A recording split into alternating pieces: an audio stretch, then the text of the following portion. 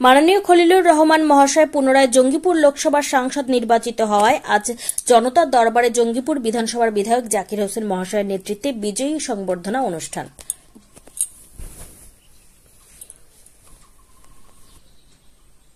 মাননীয় খলিলুর রহমান মহাশয় পুনরায় জঙ্গিপুর লোকসভার সাংসদ নির্বাচিত হওয়ায় আজ জনতার দরবারে জঙ্গিপুর বিধানসভার বিধায়ক জাকির হোসেন মহাশয়ের নেতৃত্বে বিজয়ী সংবর্ধনা অনুষ্ঠান।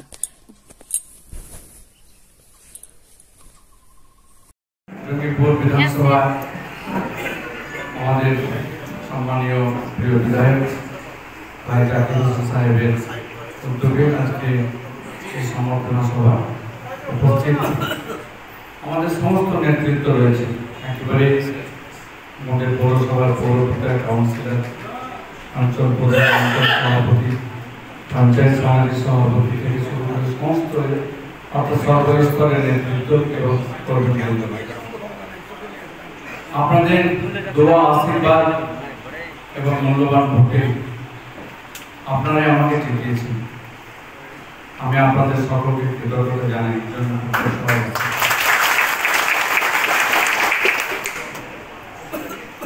আরো একবার আপনারা আমাকে দায়বদ্ধতা দিলেন। আমি যেভাবে বিগত 5টি বছর আমি দায়বদ্ধতা নিয়ে চলেছি, সততা নিষ্ঠা নিয়ে, সেই রকম আগামী দিনেও 5টি বছর আমি সততা নিষ্ঠা নিয়ে মানুষের খেদমত করার লক্ষ্যে, মানুষের সেবার লক্ষ্যে এবং মানুষের আপদে বিপদে যেন পাশে থাকতে পারি, সেই দোয়া আপনারা দেবেন আমাকে, যেন আল্লাহ আমাকে সেই জায়গাটা করে দেন এবং সেইভাবে আমি চলতে পারি।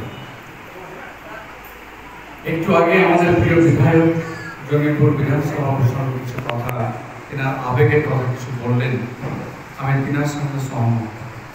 আমাদের এলাকায় যথেষ্ট অনেক উন্নয়ন হয়েছে এবং তিনি উদাহরণ আরো কিছু দিয়েছেন।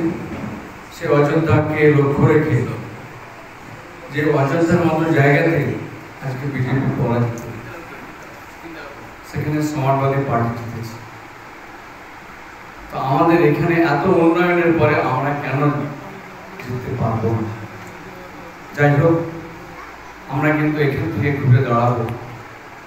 আমি জাকির ভাইয়ের পাশে আছি, পাশে ইনশাআল্লাহ থাকবো।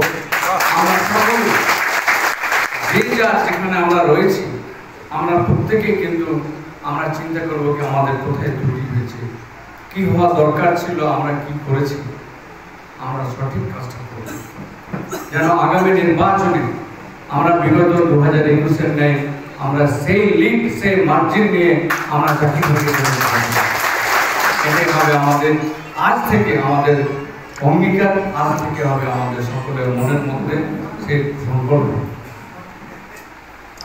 কাজেই যে যেখানে আমরা রয়েছি, আমরা সেখানকার দায়িত্ব নিয়ে আমরা মানুষের পাশে থাকবো, মানুষের কাজ করব।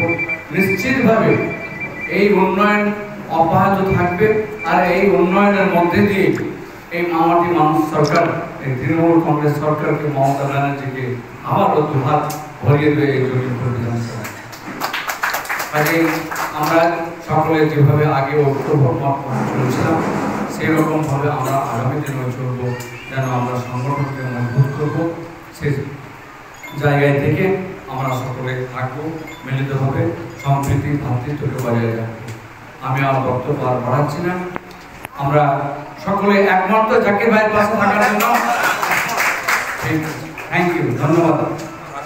আর আগামী পরশুদিনে আমাদের ঈদুল আজহা, এই পবিত্র ঈদুল আজহা সকলকে আমি শুভেচ্ছা জানাচ্ছি।